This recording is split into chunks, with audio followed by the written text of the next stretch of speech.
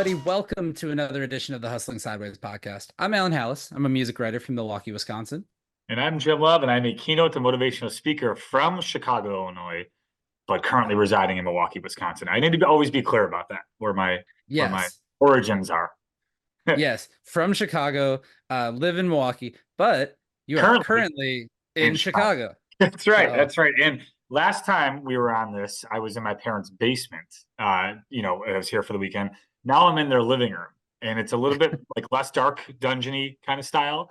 yeah, I also listen to the show, so shout out to them for letting me sleep here for a night for some speaking gigs. But yeah, I was telling Ellen and our guest here, Ken, before we started, the Wi-Fi was out for like 3 hours today. So I'm just throwing up a Hail Mary and hoping that this show goes well, because it's been a disaster and my hotspot didn't work. So as you can imagine, it kind of felt like I was back in like 2002, and I didn't oh have yeah, access to stuff, and nothing worked and people were calling me, and it was a fun day. But it's Monday right now. This is a Friday currently. So like I think my Friday vibe was like it's time to just close the computer and head home. That was what I got. yeah, absolutely. Well, that was your excitement for today, but Jim, Us.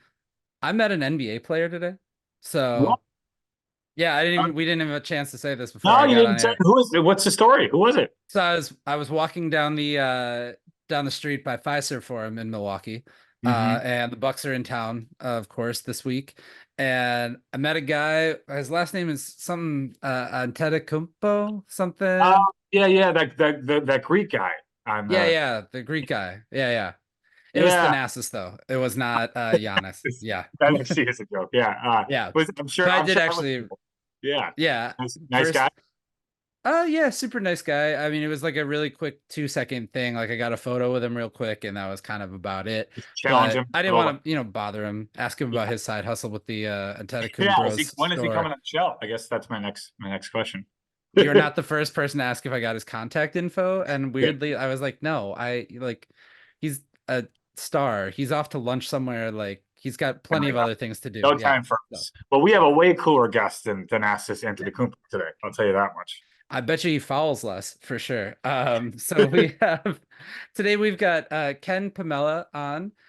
Ken is a entrepreneur, serial entrepreneur. He's also behind a company called RevStar, and then has done plenty of other things outside of that. But we're gonna let him explain that sort of thing. So Ken, welcome to Hustling Sideways. Thanks for having me, guys. I did play basketball, but not quite at that level. So I think Well, both Jim and I did too in like we grade did too. school. Yeah, We could we stopped when probably give appropriate. We could probably give Thanasis a run for his money for sure. Yeah, I could definitely like keep up with them on one possession, I bet, for a moment, and then be like, that's it. It's just, If something he hurts if he now. sends me to the line and we're playing to two, first to Yeah. two, I'm good to go. Yeah. So, but anyway, Ken, thank you so much for joining us. Let everybody know where you are calling in to us from as well. yeah, so I'm also from Chicago, so feeling the Midwest love today. But I actually headed away from the cold weather, so I live in Tampa, Florida now for about the last 16 years. Yeah, we Nice. call those people traitors, Ken. Yeah, That's what we. But I won't say that to you, Alan. But that's what we call I call it smart, them. honestly. Fair enough. That's great. Um, so give us a little bit of background, just kind of, growing up in the Midwest and, prior to moving to Tampa, the things that you were kind of, how you kind of got your start and where you were really interested in growing up. yeah. It's interesting. I grew up around technology, so I had parents in the industry, and I love sports, right? So like any kid, I was like, I'm going to grow up and play in the NBA and this MLB, whatever you can think of, right? I played all kinds of sports, but tech was always something I was around. It was a fun hobby.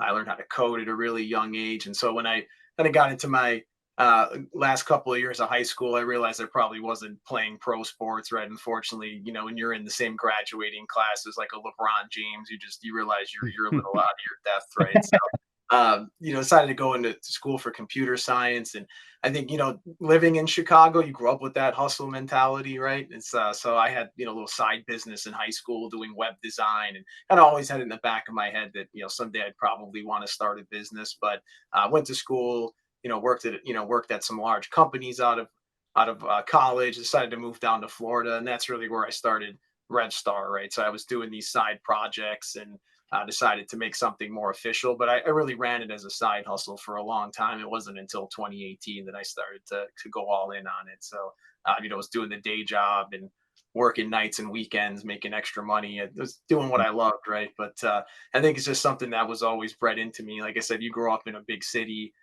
There's always something to do, right? There's always a idea or somebody's getting into something. So you just grow up with that on your mind. That's great. I could Absolutely. also tell, Ken, that you have not lost your Chicago accent. I could sense like a little bit of it in a couple of words, which makes me feel at home, and I appreciate that. So, yeah, it is really the opportunities that exist in a larger city, and frankly, Milwaukee's not far away from that. We know here. I mean, it's different. It really, I talk to folks from smaller towns. We've had people on the show from smaller towns. You just don't really get they were kind of on their own in a way. Like I feel like for us that grew up in the city, you just get a chance to be acclimated to different stuff and different people, and broadens your horizons a bit. So I could see how that would help you really kind of move along and start getting yourself into experiences that you may or may not have been exposed to should you've been in that situation. Yeah. What was the worst of the day jobs? That's something I haven't asked normally, but I think that's something that we should start asking on the show. What was your worst day job? Yeah, I don't know that any of them were that terrible. I think it was just that sitting at a desk all day, it never worked for me. So I quickly wanted to get out of just coding all day into managing teams and leading departments. But you're still kind of stuck within a certain confines, right? And I think it takes a special kind of person to want to be an entrepreneur. Like you have to have, you know, I, I'd say a certain sickness for being an entrepreneur, right? It's a whole nother whole nother adventure. But yeah, that just something about not being able to kind of steer my own course through work was always tough for me. So I had some great people that I worked for. I worked for some large corporations, some smaller businesses, middle-sized businesses. So I tried it all. I felt like it was like Goldilocks, right? You couldn't find the right fit. And I think, like I said, it's just a certain part of me that likes being an entrepreneur. Coming down to Tampa, even having this as a side hustle, I met so many people because you're around, you're like, hey, I do this, you're just out having different conversations. And then Mhm. you realize there's this whole world going on where, it was even tougher, right? When you're networking and meeting people and things are happening and you're at work, right? And so, just being involved is makes a huge difference. And it led to other things too. I got really involved in the community and giving back and things I don't think I would have done if I had stayed in a day job, right? I wouldn't have been kind of exposed to what goes on and what really makes I think a city kind of move and breathe and come alive. Yeah. Yeah. Now, Ken, you mentioned 2018 being the time that you took this a little bit more seriously. Was it an event that happened? Was it something that really pushed you at that year? What was the significance of that? It was, I think it was just the right time. Yeah. I had been running some departments for companies for a while, and you come in and you're like, okay, great. I'm going to come do this. I'm going to build this great product or solution and have a team, and then you kind of run out of like the new car smell wears off, for lack of a better term, right? And so it wasn't anything I think that was I'd say one smoking gun that made me do it. I think it was just the right time. I had a handful of customers. I had just, worked at a place where we finished up a big project and there wasn't a lot going on. And I said, if I did this full time, I'm always working with new, exciting people wanting to innovate. They're smaller startup type of companies, but they're building really cool stuff. And, you don't get that in a corporate, most of the time you're in a corporate job, you're just maintaining. Like I said, you might come in, do something cool, but then it's very rarely, unless you're on like an R&D team, right, that you're doing these like really cool innovative things all the time. So it was the right time, right place. I had gotten really passionate about cloud technologies and what that could do, and I'm using this stuff on side projects to rapidly build things. I had a couple people working for me at the time, so it was kind of growing, and it was one of those things where it was like I have something here, and it just felt like the right time, and we were in a good economy too, right? And those were good years where I think a lot of people were building and innovating. A lot of SaaS companies were starting, right? So like I said, a little bit of right time and the right Sure. place. Yeah, Mhm. absolutely. Anything client based, I always think, those early clients when you probably priced yourself a little lower than what it should have been, kind of thing. Like, what kind of, web development stuff were you doing early? Like, was it just local businesses? What were you starting with? Yeah, it was a lot of, I was out and then run into people that are like, hey, what do you do? Oh, I code. Oh, can you build an app for me? So yeah, these were small, you'd make 5 grand here or there. They weren't big, big contracts, right? Small ideas, but it was good to build up a good reputation, right? A lot of my business still comes from referrals, people I know. It was kind of a cool time to be in Tampa too. Like Tampa was still a very small city back then, and it's grown a lot. I'm not sure if you guys keep up with what goes on down here. I know it's far away, but we've kind of become an emerging tech hub. So again, a little bit right time in the right place where there wasn't a lot of people in this space when I got down here. And like I said, the market didn't call for the type of compensation you get now, right? I still remember when I saw a first job posting for like a 6-figure senior developer here. That was like unheard of, right? It was I think it was like Chase was the first one I saw. They really kind of raised the bar. So somebody went out on a limb and said, "Hey, I'm going to price this a certain way, or I'm going to get the best talent the town Yeah. has," just because it wasn't widely available. So yeah, it was definitely, you know, you were just kind of getting your foot in the door. Mhm. So you weren't really charging the kind of rates you would see somebody even back in Chicago, right? For this type of work. It was just a different ballpark, Yeah. right? Playing That field. Yeah. that that example is funny. It reminds me of like, free agency in sports when a quarterback just gets like an insane deal and then that sets the bar for everybody else. Like that probably took some guts for them to put up, a wild deal. And it's like, oh, this is the game that we're playing now. Like it's a lot Mhm. different. People catch that. I think that's all it takes for something to take off. Like is one company, one team, they decide that this role is valuable and do it. And that's to your point, like following that and making sure that you're keeping abreast on what's happening is really significant. So yeah, I can be like, wow, oh, there it is. There's the Yeah. role. Yeah, absolutely. Like when it comes to, starting RevStar, how did that kind of come about for you, like to actually take this and move this from client-based stuff and doing the early stuff into like a formal business? And when was kind of like the oh no, it's real moment? Because I'm sure everybody has that too.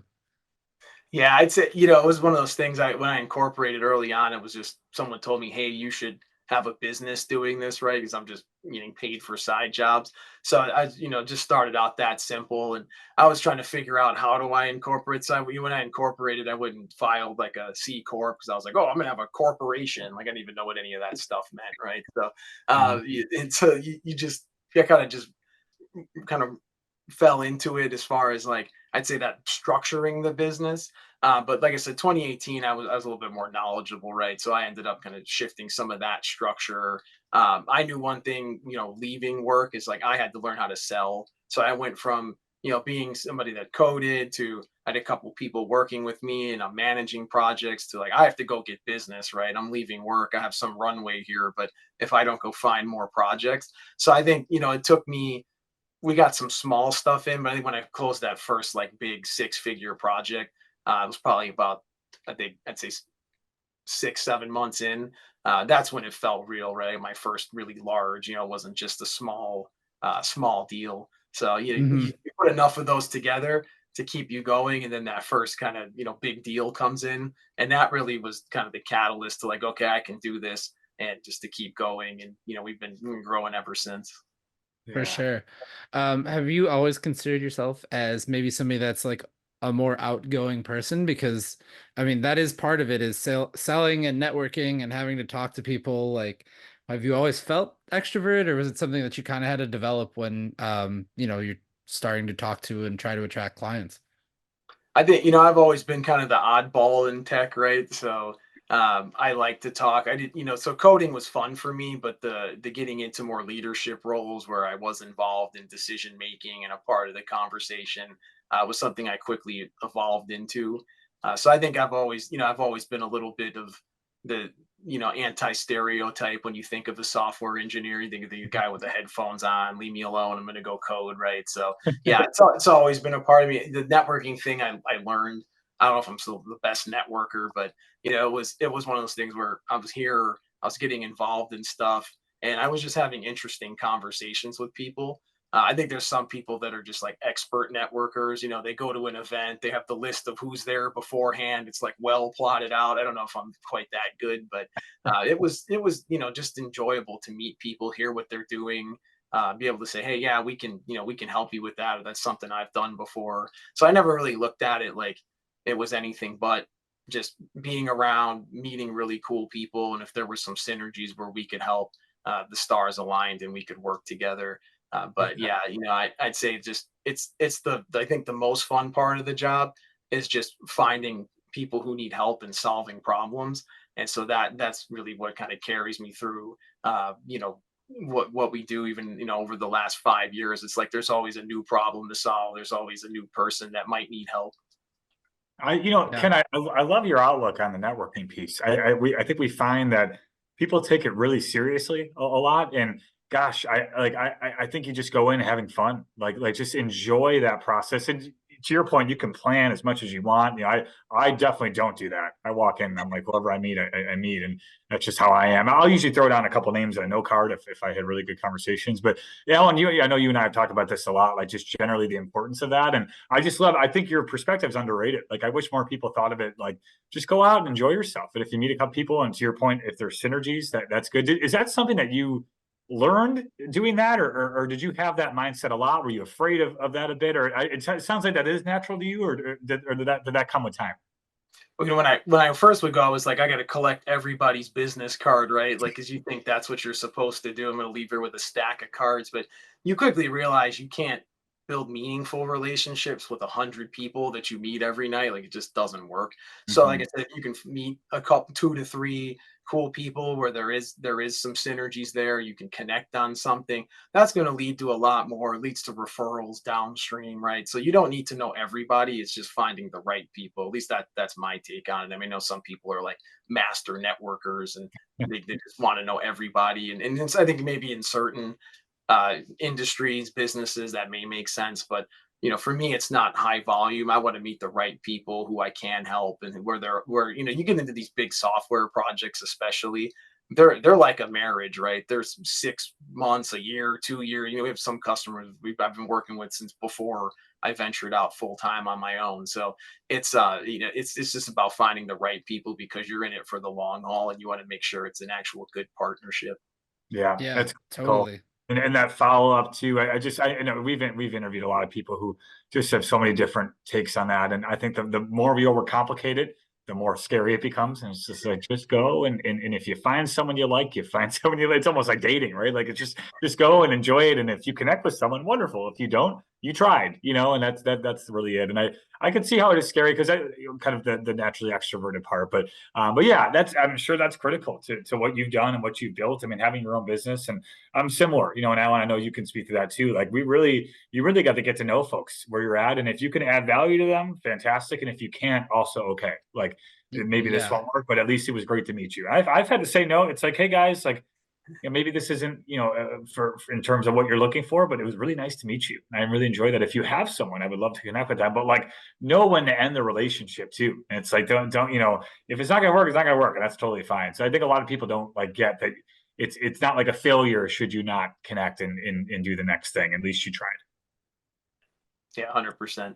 Yeah. It's Yeah. sometimes it's just about to like you meet somebody, you're talking and say, "Listen, it's been great." Yeah, and you move on to a conversation that Right. makes more sense, Yeah. right? So We go grab a drink. You have a good night. Yeah. There's always a bathroom break or a drink break to get you out of whatever conversation you want to be in. Go grab a drink. I'll catch up with you later. I like that. I like that. I've got to remember that for the future. I do want to touch on one thing that you said though too, is that there's always a new challenge, that there's always a new problem to solve. You're working in technology where things seem to just get faster and faster and evolve all the time. What is the biggest challenge that you face in terms of emerging tech, and how much do you feel like you have to play catch up sometimes? yeah, I think it's one of those jobs you can never stop learning. So if you like to learn new things, it's a good space to be in. But I think that there's certain technologies that are I think more disruptive than others. You could get into like AR, VR, and that's kind of a rabbit hole, or a blockchain. That's kind of niche. But you look at something like AI, that's everywhere, right? That's going to Mhm. affect every business. So that's one of those ones where you're like, okay, it's time to, start paying attention to that. So you have to be careful, because you could jump down it really any rabbit hole. There's always some new framework. And I remember getting a cold fusion book in high school, and I'm glad I didn't learn that, because that was on like a handful of websites, and that's it, right? So you have to have some good discernment of like which of these things are more mainstream. But yeah, there's I think there's I think a time and a place to go all in on something, and in other worlds, it's like, okay, yeah, this is good, it's cool, I'll keep an eye on it. Mhm. But you don't want to shift too hard and too fast into something that doesn't have legs yet, because there's tons of Yeah. it out there, right? It's like the Wild West. There's little towns popping up all over all the time. Yeah, for sure. And especially with AI now, because I know that's something that you kind of work with too. We're watching this like mass adoption of AI happen where all of a sudden now everybody's got some version of Chat GPT or some version of, an open AI project or something like that that they kind of use and operate and work with. And we even started using it here with some of the things that we do on our show. But we're watching everybody that has not been in that space now slowly kind of dabble and learn a little bit more about that space. What aspects of AI are kind of like your specialties and the parts of things that you really focus on? So for us, in our practice at RevStar, I think it's pragmatic uses. So looking at where we can help augment different business processes with virtual agents. So for example, we're helping a customer that does last mile delivery automate dispatching. So we can use these new AI technologies, and we're an AWS partner. So there's a lot of great model as a service that they offer. It allows us to, more rapidly prototype these solutions for customers and test them out.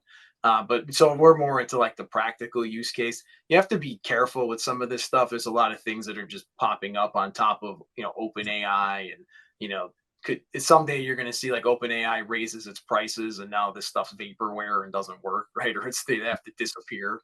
So Mhm. that's why I like having partnerships with large cloud provider, doing things that are B2B, right? We have a clear, like, okay, right now you have X number of dispatchers. We can come in and implement this, and it has this kind of, cost savings or efficiency gain. So for me, and then that's just kind of my attitude towards everything. You don't just build technology to build it. It's like if it doesn't solve a problem, if it's not pragmatic, it doesn't make sense. Half the problem you have is with adoption, right? So you can go roll out all these AI tools and things like that, but if they don't really add any value, or people don't adopt them, then they really don't have a point, right? So you don't ROI on them. Yeah, totally. And I think that there's so much of that out there that because we're at this time where like people are just trying to figure it all out and see what is supposed to work for them, that we're gonna eventually too run into that, like you said, where people just either kind of fed up with it and say this isn't gonna be my thing, and then they go off that way. But I think the rest of the world will continue to obviously move forward and Yeah. kind of embrace this sort of thing and push forward with it too. It's so So interesting because like there's almost like two schools of thought. There's some folks that are like, why would I try something new and just like immediately I'm out. And then there's other folks I've seen who are like obsessed with it, like they're like, let me throw it in. Like I have people I work with, like, let me throw it in Chat GPT. I'm like, all right, like go ahead. Like, but that's every response they have is to do that. And I'm like, if I get a writer's block, absolutely, but I'm not going to rely. Like, I think it empowers you and can enable what you do, but like I'm not relying on this. That's when it gets to be a little bit, funky. But then the people that are just like, I give up the minute they hear something new are the ones that always kind of crack me up. It's like, well, if you don't want to grow and evolve with the world, like good luck to you, I guess, if that's the case. But I've heard a yeah. couple of those. It's always interesting to combat it, but at the end of the day, if people don't want to learn, then that's fair. And I'm sure you probably experienced that a lot, Cam. Like I'm just people that are like fearful, or maybe this will take my job, like those types of things, and how to just like combat that energy of like, no, we're going to be okay if you use this in a way that can empower you. It's gonna be okay. Yeah, and here's the thing with that too. It's like some of these jobs, yes, of course they'll go away, but that's always happened, right? They put automation Absolutely. in factories, but it opens up new jobs, like a prompt Mhm. engineer is a job, right? Or a model trainer, right? These are things that, are new opportunities because of these technologies. So Mm. there's jobs somewhere. To your point, if you don't want to learn and evolve, it kind of get left behind, but the opportunities are certainly there. And look what we do, right? I'm sitting here going, someday you'll have AI agents that write user stories and code, and you won't need a dev team, right? You won't need an agile team. So I'd rather be the guy that's helping people implement AI than just sit there and wait until it replaces me. I think Absolutely. we're probably a few years off from like robots doing everything for Yeah, us, or yeah, right. I think totally. AI is for like past us on the IQ part. I think AI is really Yeah. smart, but the EQ is what will never be replaced. To read people, to understand the soft skills. I'm going to get in my staffing soapbox here, but that will never go away. But AI is smarter than a lot of people I know for sure. Myself included. So yeah, that part I'm comfortable to admit. Yeah.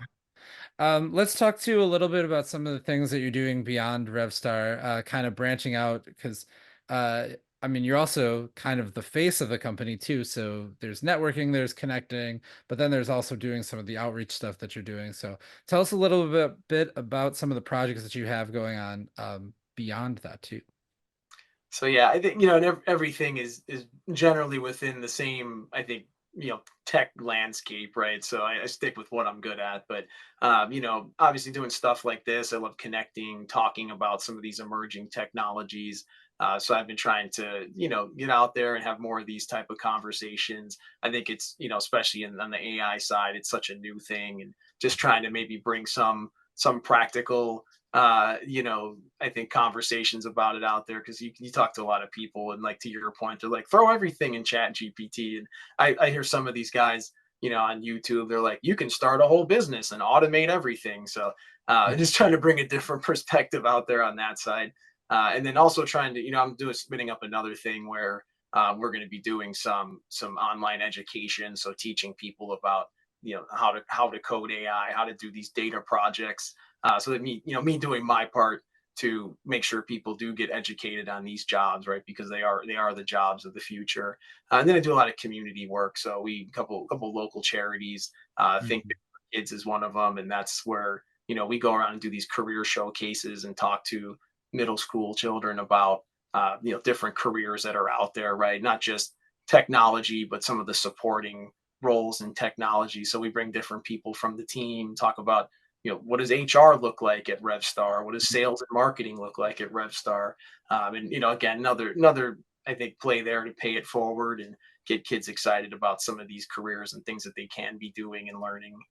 That's awesome. I mean, to have those kids get an opportunity to be exposed to just like what's coming, what's next, and how come that's really cool. I could tell that that's a passion of yours to kind of get back and be part of local communities. So that's great, and you can integrate it in what you do. And we need more business owners who are like that, because I think our students are hungry for that, and they need it really badly to get that kind of real world exposure. So that's got to be a really gratifying part of what you do, I would imagine, right? It's something that it sounds like you really enjoy that. Yeah, absolutely. I got lucky to be exposed to these technologies as a kid. If I didn't, I may not be so passionate about tech in general. I may not look at emerging technologies. I was handed coding books as when I was their age, right? Not everyone gets that from their family. So Yeah, for me, yeah, you're in business to have products and find customers and do all that, but you're also in business to make a difference, right? So that part, that's the passion, more the purpose, than just the spreadsheets and everything, right? Yeah, 100%. absolutely. And I think it's important work too that you're talking to people and, getting the word out, kind of your perspective, kind of an expert opinion on AI too, because there has been so much of this like negative, like, oh, this is coming for us thing, like the Terminator thing, or like whatever that we're like, oh, this is we're experiencing this in real life. So I think it's good that you're like helping to like kind of calm the nerves of people and be like, no, this is how this is viable. This is how it's usable, and here's how you can have a future with this. Yeah, it's scary. I've talked to people that are, I've talked to one woman. She was in tears about, what are my kids going to do for work in the future? And it's like, well, these are tech careers they can get into, right? So, Yeah, it's like, it's scary. Sure, it's an unknown. It's like anything. But like I said, I think we're a ways away. I don't know if Skynet will happen in my lifetime. I mean, I guess that's a possibility, but I think for now, it's creating a lot of opportunity. It's opening up new roles, new kind of problems to solve, right? That stuff's exciting. I think as human beings, we like to solve problems. So you have to Yeah. just look at it in the positive light and for the good it can do. Yeah. I mean, it's quote Vanilla Ice. If there's a problem, you'll all solve it. That's Oh like my God. honestly, I feel like you could add that to your tagline within the that's perfect. You didn't think you'd hear a Vanilla Ice quote today, but here we are, guys. It's Friday I afternoon. didn't think that. Yeah, I didn't think that in the Endorsement from Vanilla. slightest. Yeah. So Ken, if we're start to widen down a little bit here, but there's a couple things I want to know. One, what is like the biggest misconception that you hear that you have to kind of deal with on a, maybe not a day-to-day basis, but something that you get pretty common that is just kind of like a miscommon or misconception about AI in general right now. I think the part where the one I said earlier where people think that, this is here to like replace every job in a company, or you can run a whole company off of AI. You can like take my example earlier, an AI dev team. This stuff will make code, you can have it write user stories, right? It can do these things, but it's kind of putting it all together. So it's not here to really like replace anybody. I have my developers using these AI tools that help them, write boilerplate code or get through solving problems with assistance, right? So I think a longer period of time here before it's really just like we're all going to be sitting around out of work to do, right? So use it now, right? It can help. It's makes let's say you're a younger developer in your career, you can debug code easier. The kind of the next iteration of this I see is you start to take some of these other technologies like augmented reality with AI, and it's walking you through things in real time. So if you want to change the oil on your car, it walks you through how to do it, right? So that's kind of the next iteration of it, in my opinion. But we're, like I said, enjoy it. It's here to help us. It's not taking over the world anytime soon. Yeah, absolutely. Where do you see things kind of going in the future for RevStar and for yourself in the different side things like you want to do as well? What are kind of the goals for you? I think, RevStar will start to, hopefully implement more of this AI technology for customers. So I see that as a growing part of the business. And, we'll always do software development, build cloud solutions, the things we're doing now. But, again, like I mentioned earlier, eventually AI will write code, right? So you want to be the guy setting up the AI. And then for me personally, I have a lot of ambitions. We talked about some of the things I'm doing on the side. I'm really interested in business now, so been doing this for a while. So I see a world where I get into maybe buying other businesses in the future. So not I got plenty on my plate here right now at RevStar, but that's I would like to get into having and get into the next adventure, buy something else. I've just been really excited about growing this and all the things I've learned, new problems I've had to solve. So I'll always kind of continue to push myself to learn and grow in that regard. Sounds like an entrepreneur to me. Yeah, exactly, for sure. We know that vibe very well. That's great. I do think that to your point, like how much you can grow, what you can acquire, that's always going to be part of the story, and it definitely sounds like that's the track you're on. So that's excellent. Yeah, for sure. If people want to get in touch with you and learn more kind of about what you're doing, not only with AI, but with all of your other different projects and outreach things, where is the best place to get in touch with you? So the best place you can either find me on LinkedIn. If you go to kenpomella.com, that has all my information, has a little bit more about the RevStar story. You can get to my social media. So that's the best place to start. Awesome. There we go. Perfect. Well, thank you so much for doing this. We really do appreciate it, and we hope to, utilize the AI stuff, but also have people like you guiding us in the right direction as well. So thank you for being here, and thank you guys for watching or listening, however you're getting this podcast. We are the Hustling Sideways podcast, wherever you get your podcasts. You can also find us not only there, but you can find us on YouTube. We're on Facebook. We're on Twitter. We're on Instagram, TikTok, LinkedIn, all the different things. So make sure that you go check out the show, and you got to rate us 5 stars We have to. because we haven't gotten AI to do that for us yet. That's So right. We're working on that, and we will rig the system when the time comes. yes, That's until then, please give us that rating because it does help us out a lot. If you want to be a guest on the show, feel free to send us an email. It is hustlingsideways@gmail.com. We do check those out. And of course, we end up with great guests like Ken because of that. So thank you so much for that. And Jim, Keep on hustling. we'll see you next week.